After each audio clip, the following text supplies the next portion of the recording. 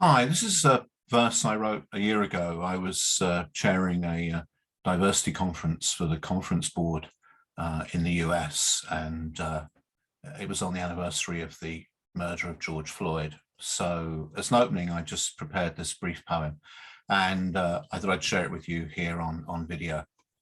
So it's called Words. The reason being it hinges around three expressions, and three sort of groupings of words that related to the murder of George Floyd. So here we go. I can't breathe, a knee above, a neck beneath, the weight of 400 years of justice in arrears.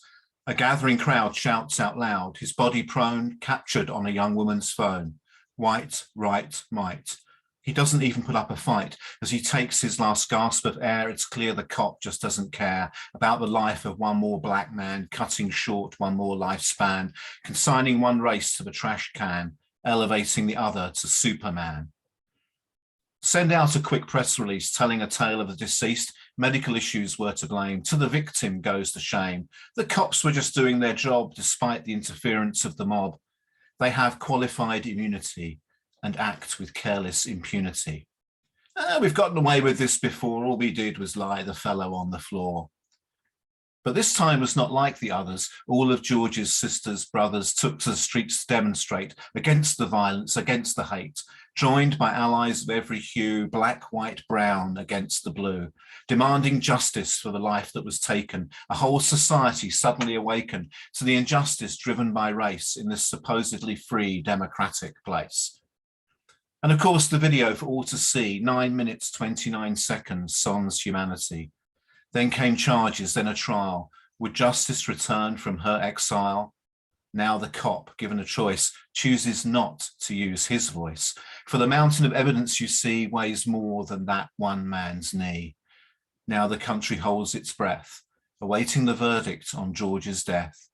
Finally, the verdict's read out.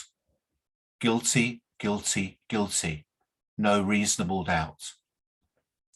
Meanwhile, 100 years ago in Greenwood, a thriving black community stood, a shining example of black success, a welcome sign of their progress.